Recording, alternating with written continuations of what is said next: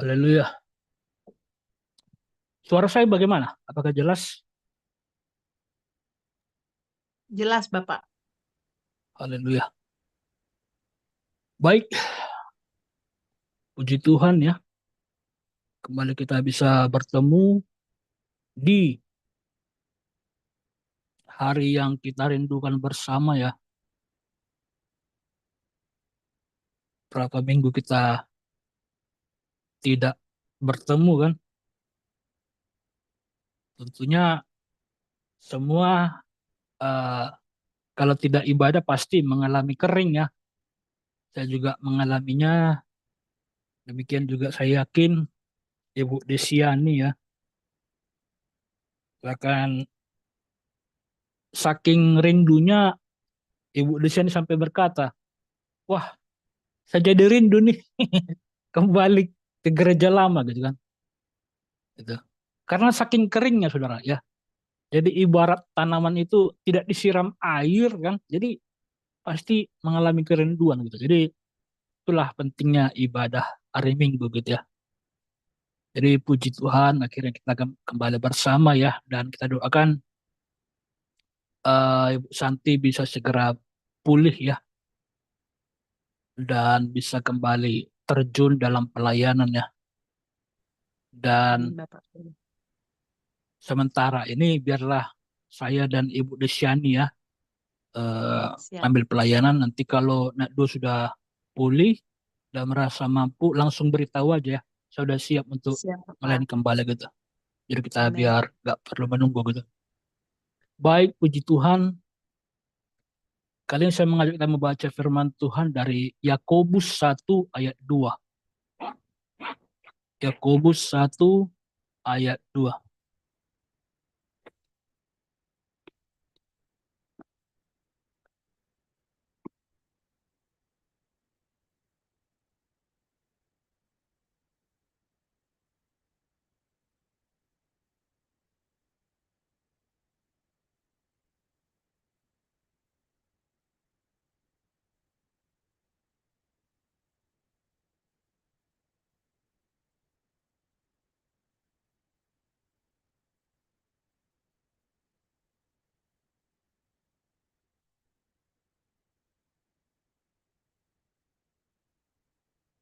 Oke, saya minta Nakdo untuk membacakan ya bagi kita.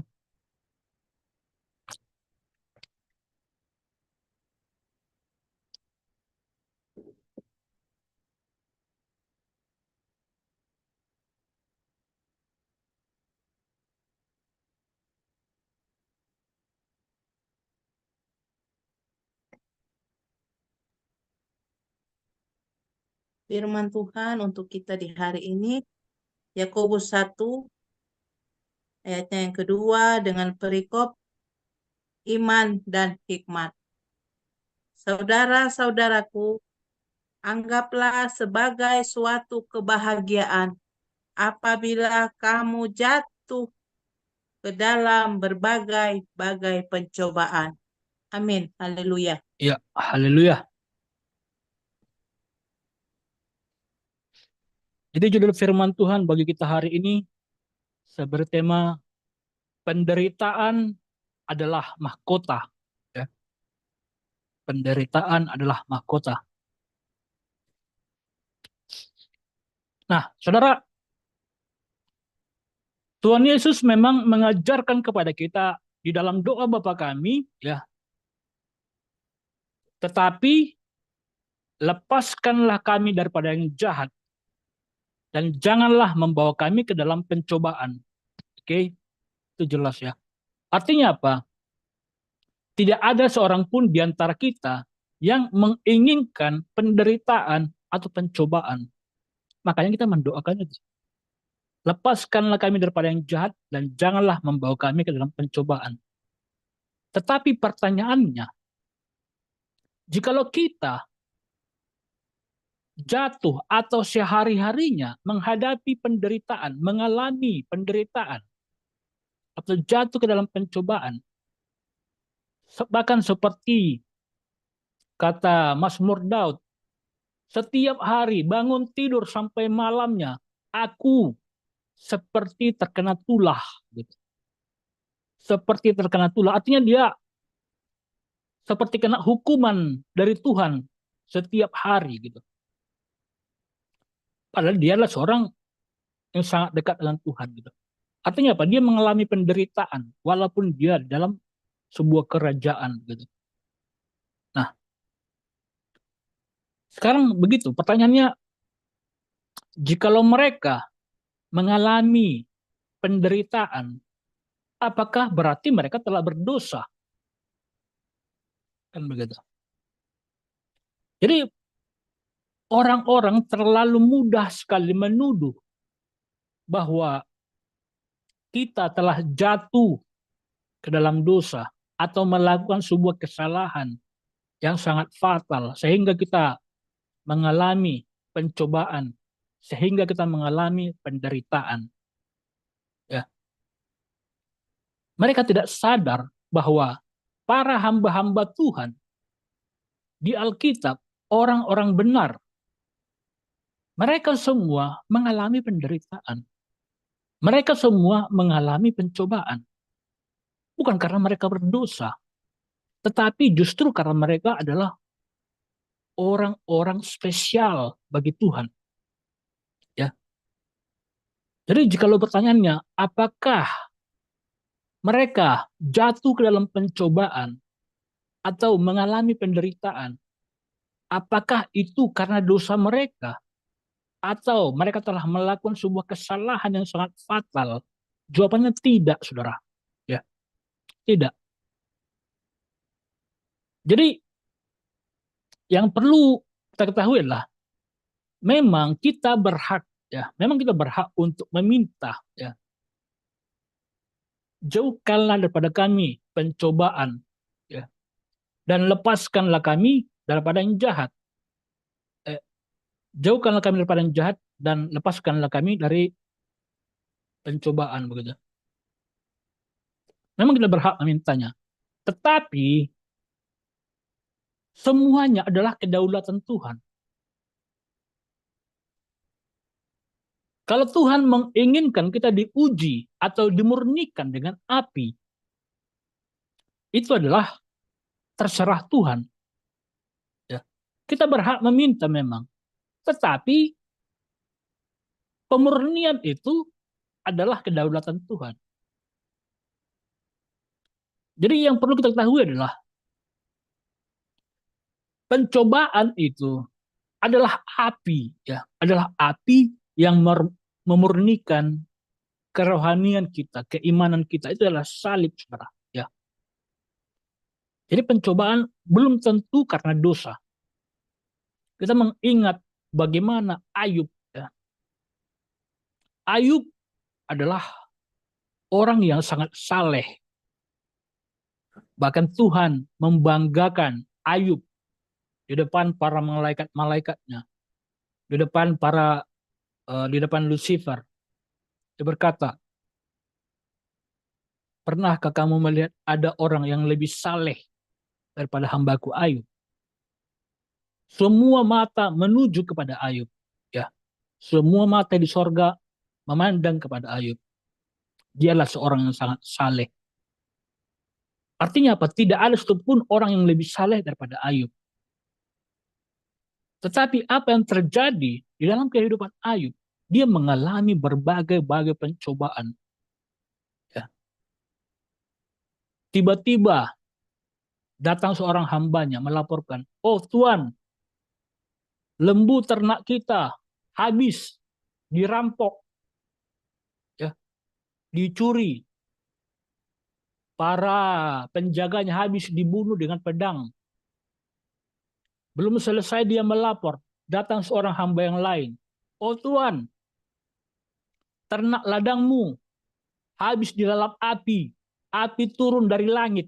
Bayangkan saudara, api turun dari langit. Saking luar biasanya gitu. Lalu datang berbagai laporan-laporan yang lain.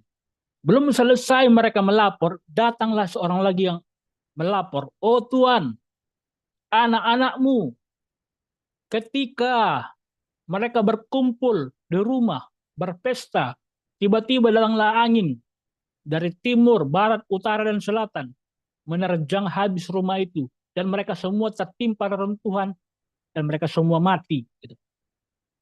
Bayangkan, saudara. Dia mengalami penderitaan yang begitu menyakitkan. Apakah karena dia berdosa? Lalu kemudian dia mengalami barah busuk, ya, barah busuk. Jadi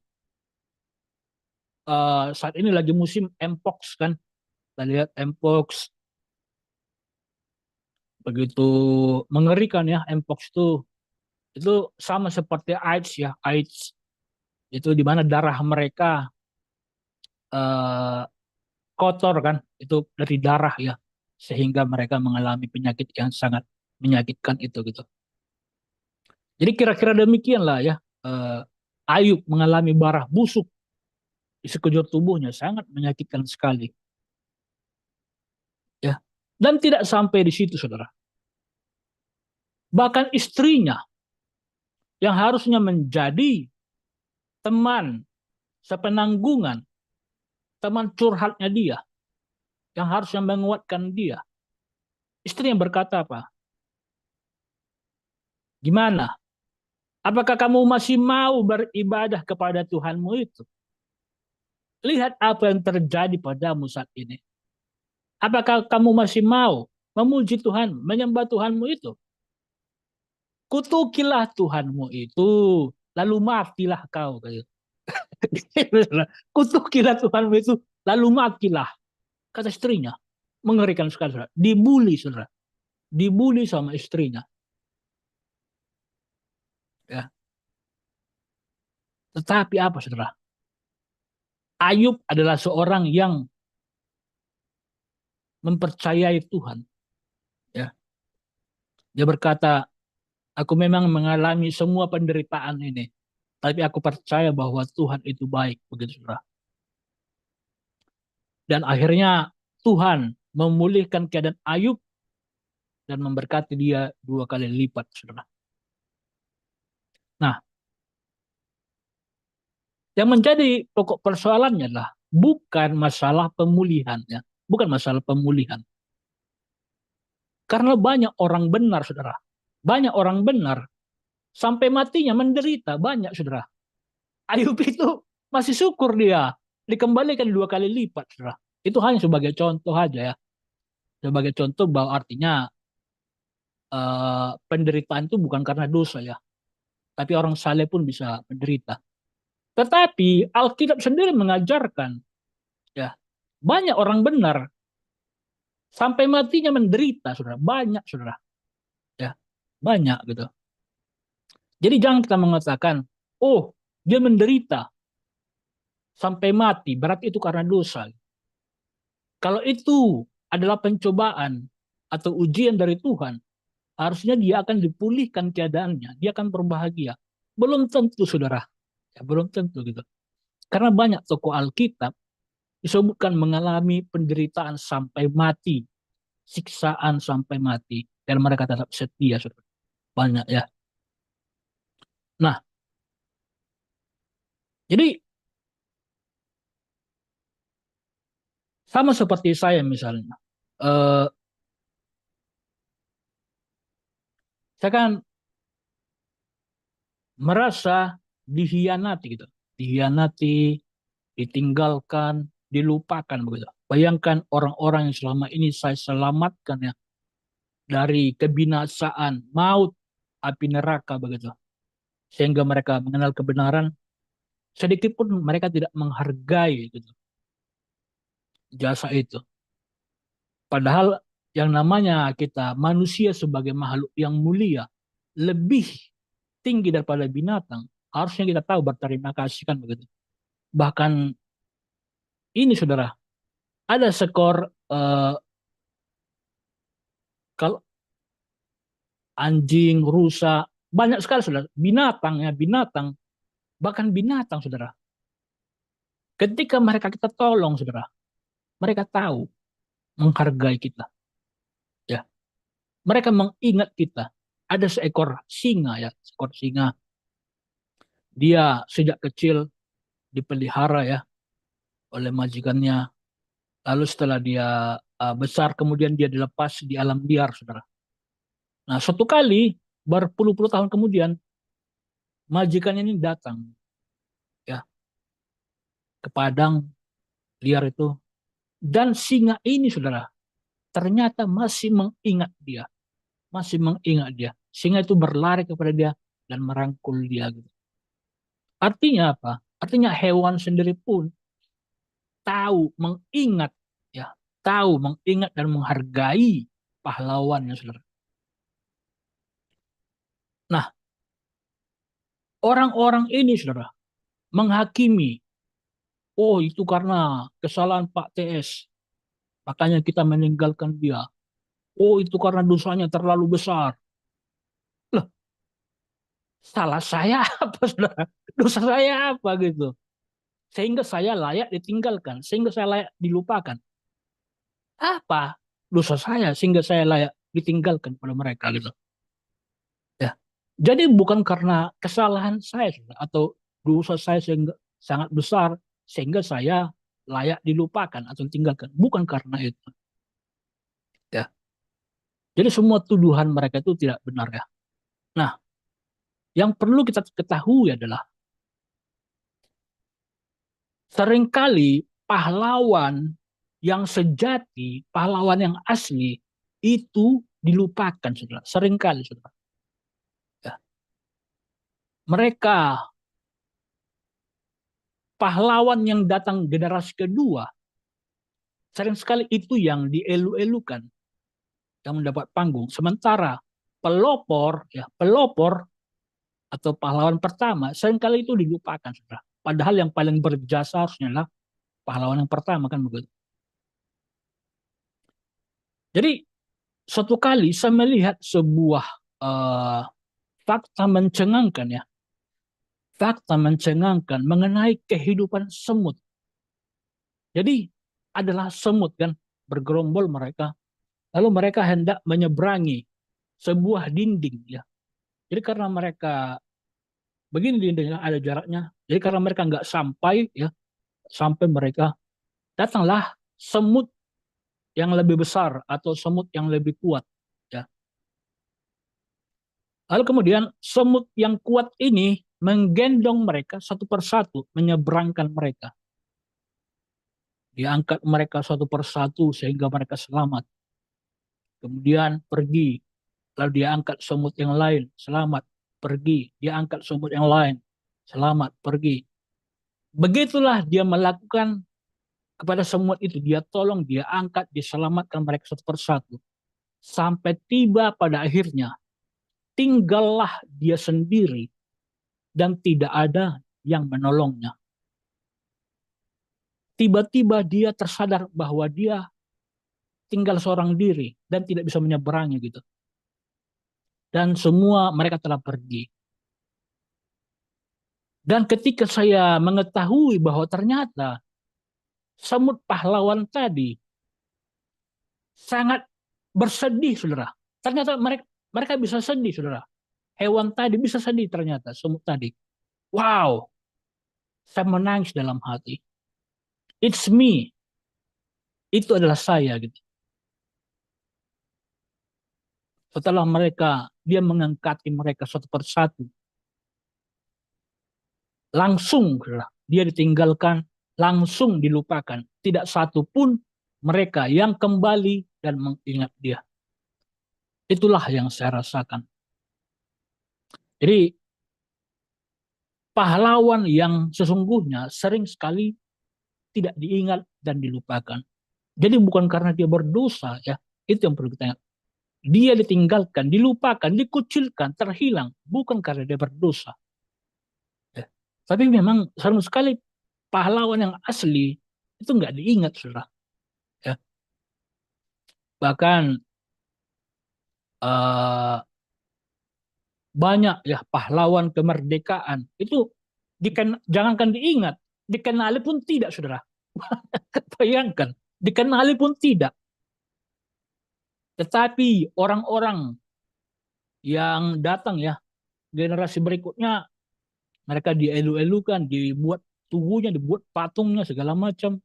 Tetapi pahlawan yang asli, jangankan pusaranya dihargai, bahkan pusaranya pun nggak dikenali, saudara. Banyak sekali ya pahlawan asli yang tidak diingat atau dikenali begitu. Nah,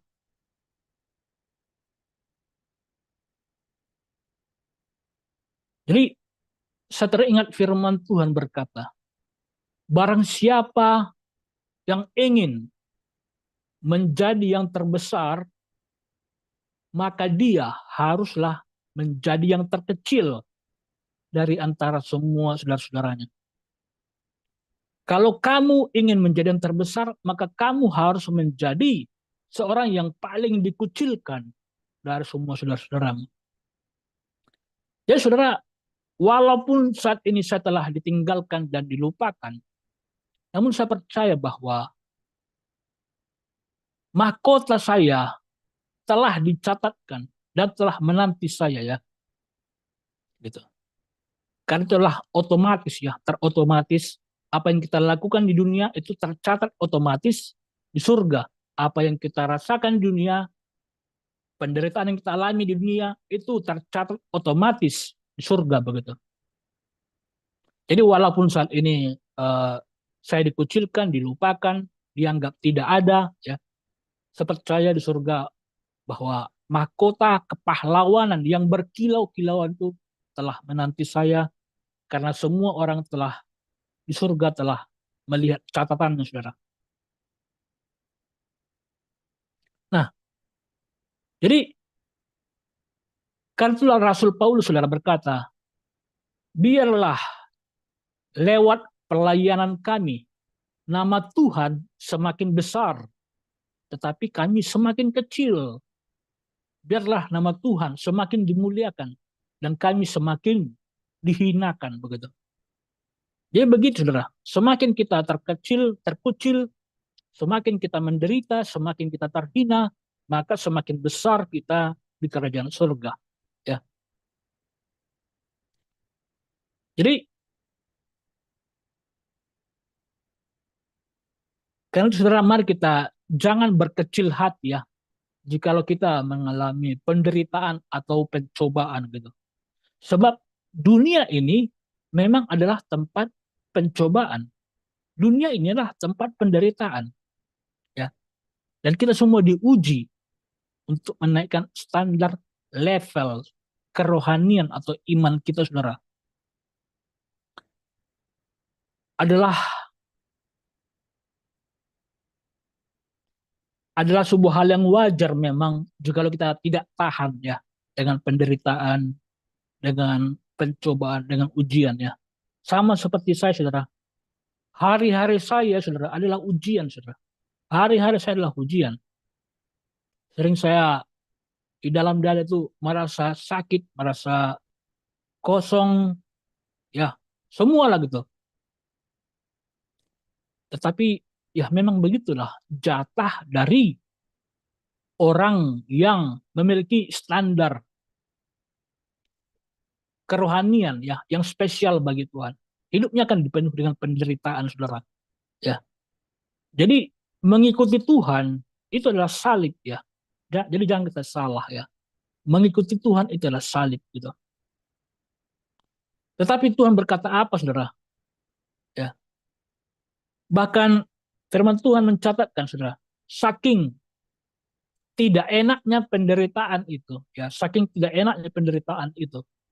Bahkan Rasul Paulus pernah berkata kepada Tuhan, Tuhan, cabutlah onak duri, cabutlah onak duri dari dalam dagingku itu. Ya, artinya apa? Paulus memiliki sebuah pencobaan. Paulus memiliki sebuah penderitaan ya, yang tidak pernah berhenti dari hidupnya sampai dia disebut dengan onak duri dalam daging. Tuhan cabutlah biar aku bebas gitu. Aku menderita setiap saat gara-gara onak duri dalam daging itu. Tetapi Tuhan berkata apa? Jangan gitu. Jangan, biarkan saja. Mengapa? Justru di dalam penderitaanmu lah kemuliaanku sempurna. Justru di dalam kelemahanmu lah kuasaku semakin dinyatakan. Jikalau kita kuat, jikalau kita memiliki segalanya, maka bagaimana kita bisa melihat kemuliaan Tuhan? Maka kemuliaan Tuhan itu akan semakin redup kan. Tetapi jikalau kita tinggal, ya, ibarat dunia, kita di dalam kegelapan, semua gelap gulita, maka setitik cahaya api, saudara, itu kan sangat terang benderang, ya, sangat terang benderang. Tetapi jika di siang hari, jangankan api korek api atau api lilin, saudara, bahkan lampu pun, lampu itu nggak akan kelihatan, nggak akan terlihat terang, sekalipun dia lampu 100 watt, ya. Tetapi jika di gelap malam, bahkan lilin kecil sekalipun itu akan sangat terang benderang. Begitulah kuasa Tuhan dan kemuliaan Tuhan ketika kita hidup di dalam kelemahan. Ya, karena itu, saudara, perlu kita ketahui bahwa penderitaan itu adalah mahkota. Penderitaan, penyakit, pencobaan itu adalah mahkota. Ya. Nah, jadi bisa Anda bayangkan, saudara, bahkan Paulus pun saking tidak tahannya meminta, Tuhan, kalau boleh cabutlah onak duri dari dalam dagingku ini. Sebab aku nggak tahan gitu kan. Tapi Tuhan bilang, cukuplah kasihku kepadamu. Justru dalam kelemahanmu lah kuasaku, kemuliaanku menjadi sempurna. Jadi saudara, mengapa bisa begitu saudara? Mengapa bisa begitu? Sebab itulah yang dinamakan persembahan yang harum. Persembahan yang harum. Kita mempersembahkan hidup kita kepada Tuhan. Mempersembahkan hidup kita kepada Tuhan. Yang namanya persembahan tentu kan diasapi, dibakar, kan begitu. Dan dengan cara begitulah memang maka ruang tahta Tuhan akan dipenuhi semerbak harum. Sebab asap dari penderitaan kita itu naik kepada surga. Sama sepertinya ada asap kan, asap dari kipas.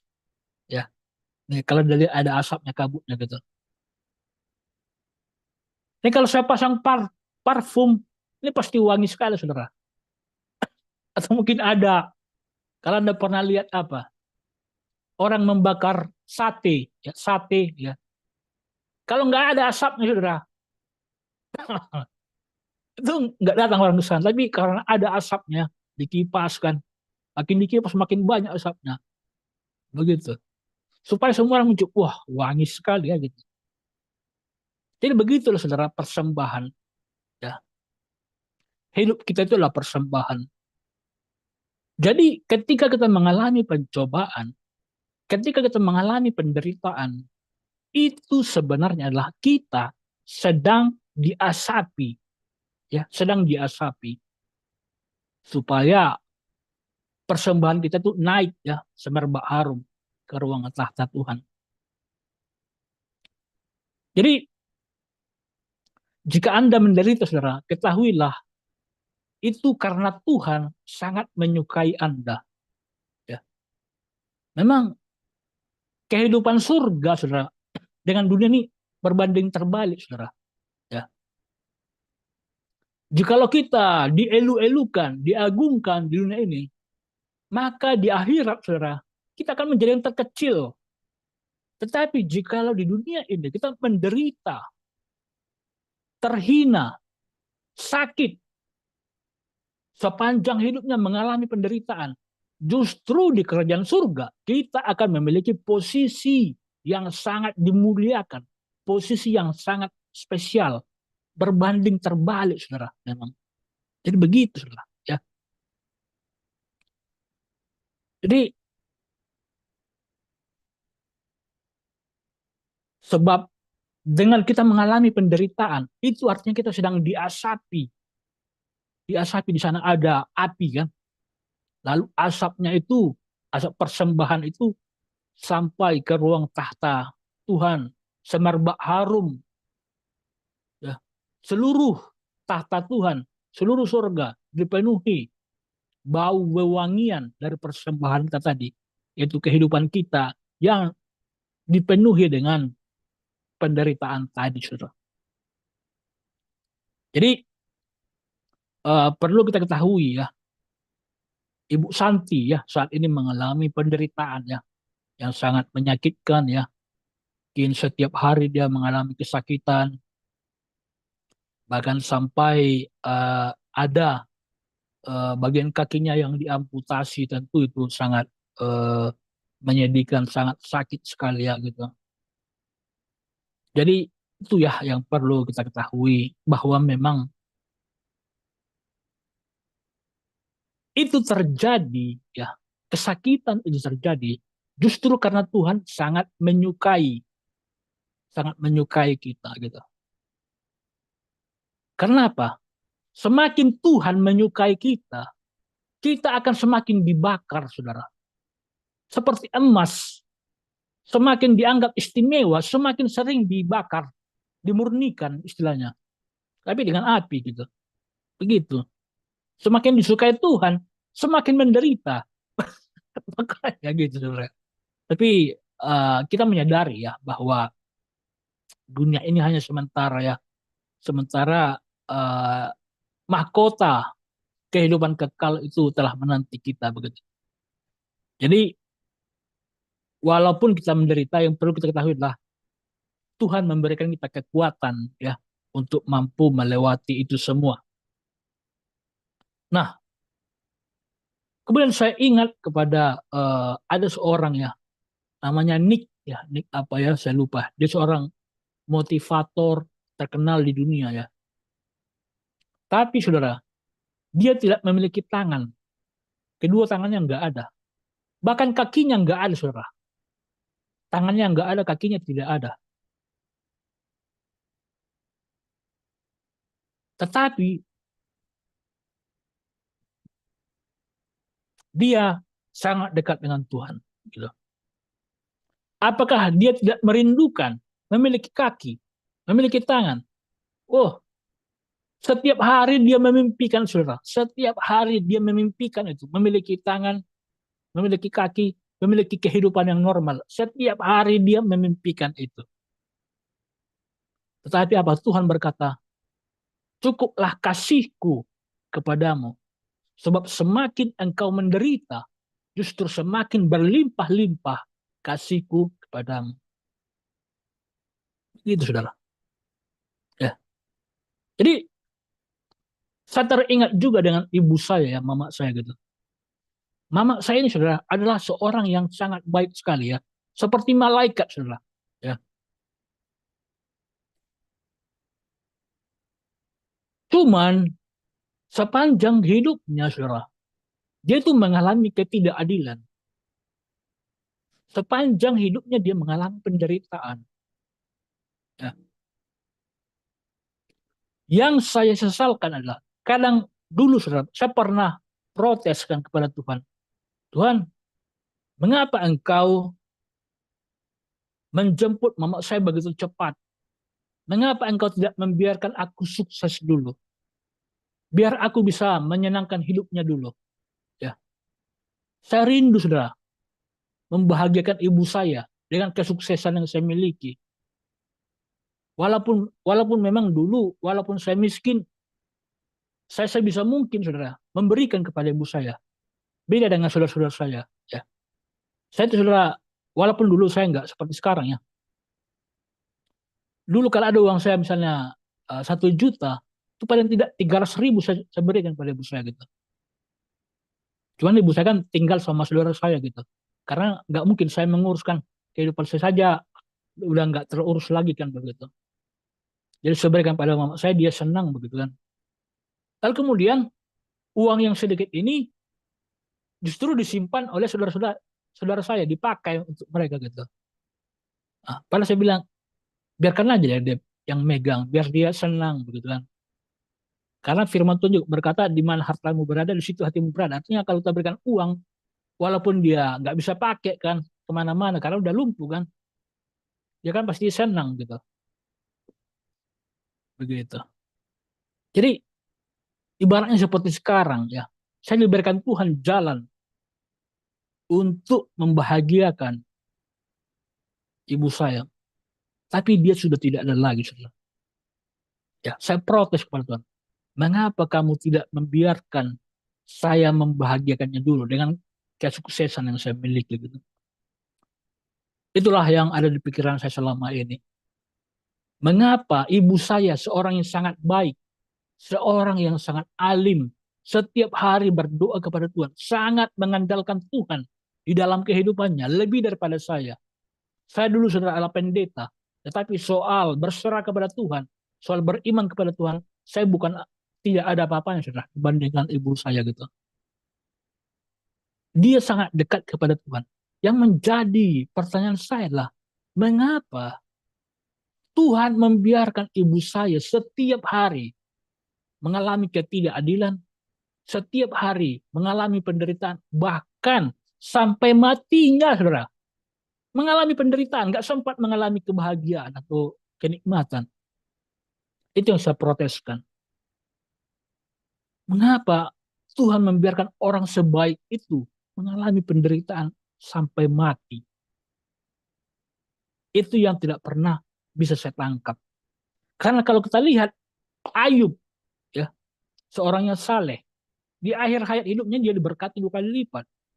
Tapi mengapa orang sesaleh ibu saya justru sampai mati menderita? Baru sekarang sudah saya menyadarinya. Ternyata semakin Tuhan menyukai atau menyayangi kita,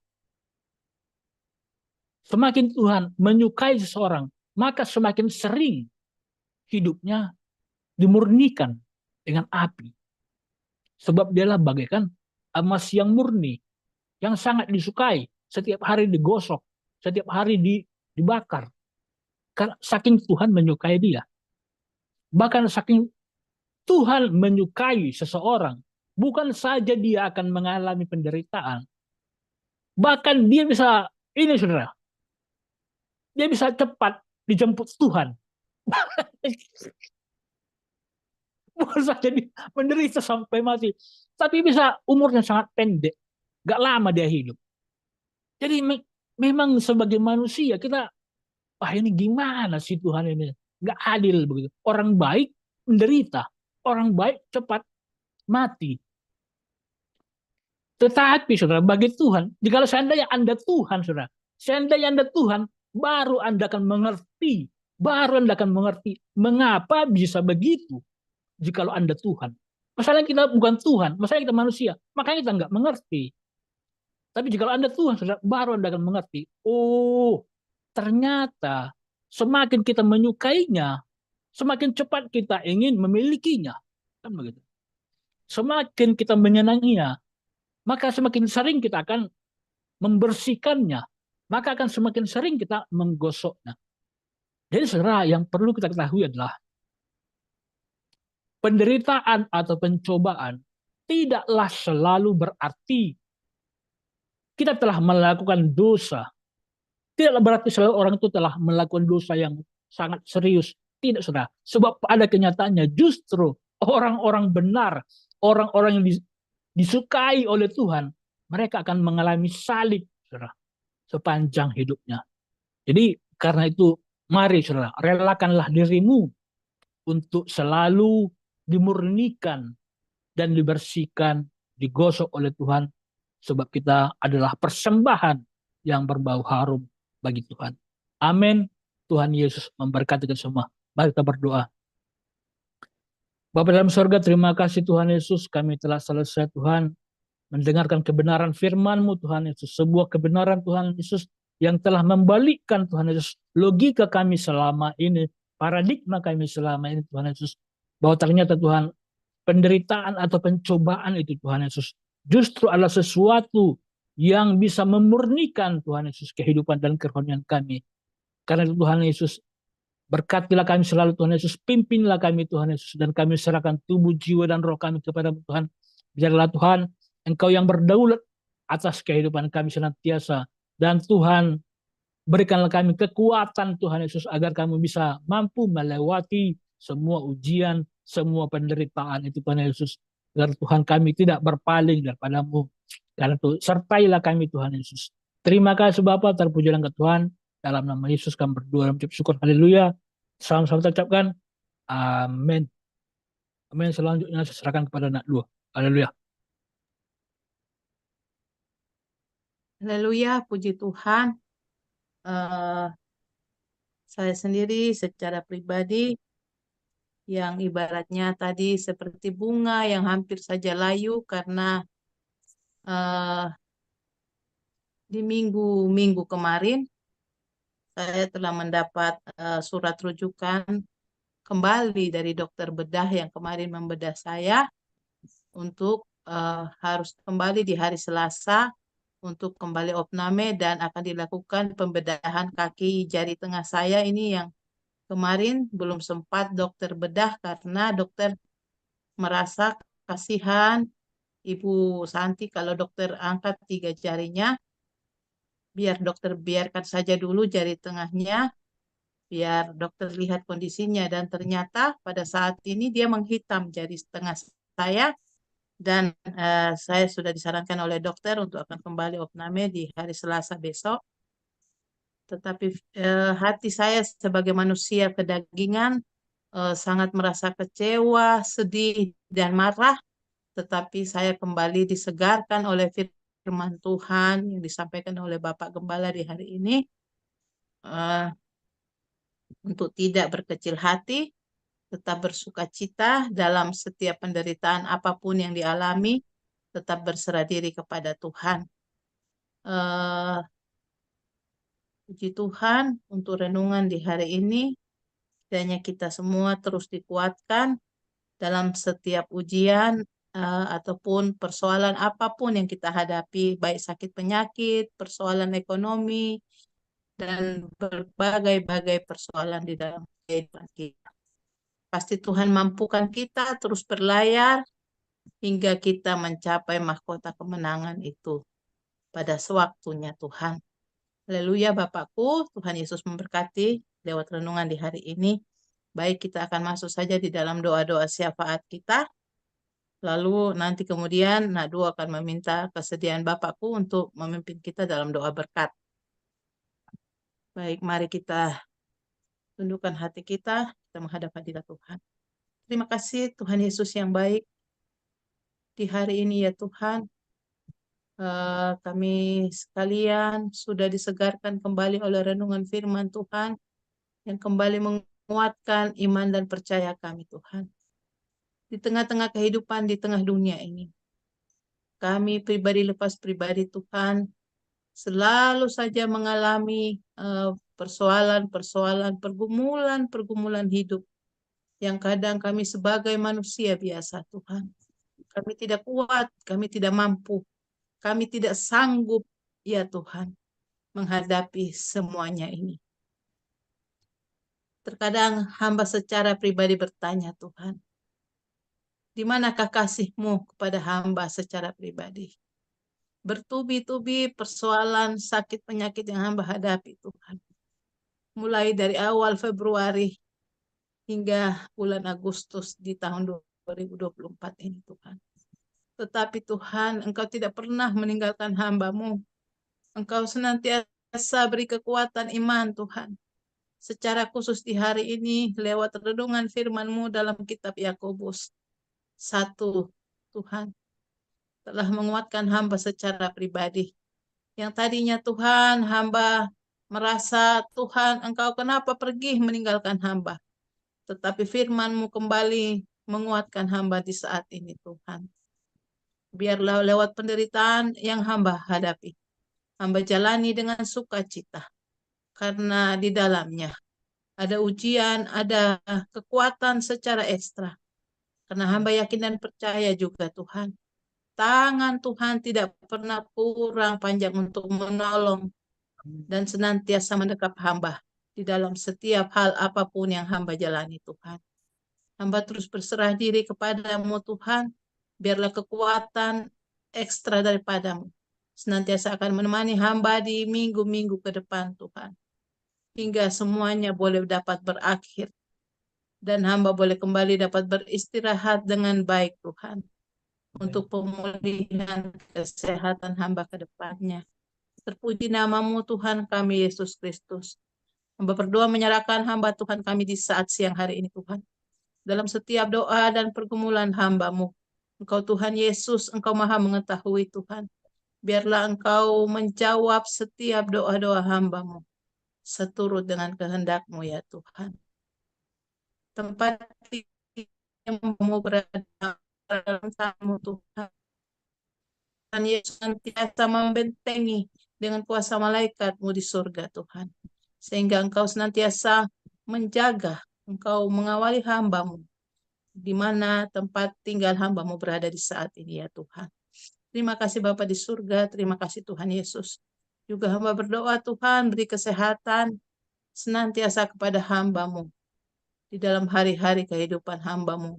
Menjalaninya seorang diri Tuhan. Karena hamba yakin dan percaya Tuhan, Engkau tidak pernah meninggalkan hamba-Mu. Engkau senantiasa ada setia di sisi hamba-Mu ya Tuhan. Terima kasih Tuhan Yesus, terima kasih. Hamba juga berdoa Tuhan, menyerahkan ibu kekasih hamba di siang hari ini. Ibu Desi yang selalu bersama-sama dengan kami Tuhan. Untuk anak kekasihnya yang masih ada benjolan pada matanya Tuhan. Biarlah Tuhan Yesus Engkau sendiri yang akan sembuhkan, Engkau pulihkan. Dengan bilur-bilur-Mu Tuhan. Hanya di dalam nama Tuhan kami Yesus Kristus. Rumah tangga, perekonomian, kesehatan, biarlah Tuhan Engkau limpahkan kepada hamba-Mu sekeluarga. Tutup bungkus keluarga hamba-Mu juga Tuhan. Jauhkan dari segala susah, mara bahaya, bahkan maut sekalipun. Terpuji-puji nama-Mu ya Tuhan kami Yesus Kristus. Semua alumni Garda dimanapun mereka berada di saat ini, biarlah Tuhan Engkau senantiasa memberkati kehidupan mereka pribadi lepas pribadi, pun juga di dalam setiap rumah tangga mereka masing-masing ya Tuhan. Terima kasih Bapa di surga, terima kasih Tuhan Yesus. Apapun yang menjadi pergumulan anak-anak-Mu, dimanapun mereka ada dan berada Tuhan. Dan hamba berdoa menyerahkan ke dalam tangan-Mu Tuhan. Biarlah Tuhan sendiri yang akan menjawab setiap doa-doa anak-anak-Mu ya Bapa. Bangsa dan negara kami hamba serahkan ke dalam tangan-Mu Tuhan. Dari pemimpin yang tertinggi Bapak Presiden dan sampai kepada pemimpin-pemimpin di daerah-daerah, di desa-desa terpencil.